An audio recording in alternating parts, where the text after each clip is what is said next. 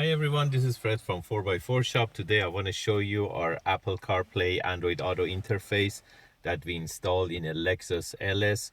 This is basically, it's comparable to the S-Class of Mercedes, and you can see the screen is like 12, more than 12 inch actually. And yeah, we add the Apple CarPlay Android Auto. The original car comes with the touchpad, so technically you can control the screen with the touchpad, same as the original, and it retains all the factory functions. Nothing is changed. You can go back to the Lexus menu.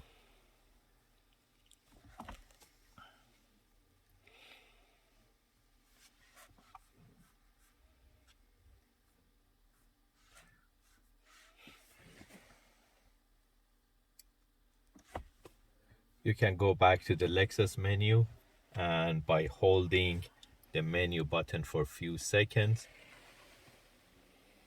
you can go back to the Apple CarPlay Android Auto. So you can see you can do wireless Apple CarPlay and wired Apple CarPlay, wireless Android Auto, wired Android Auto, mirroring, and also it comes with the HDMI input. It comes with USB for multimedia, and that's the Apple CarPlay.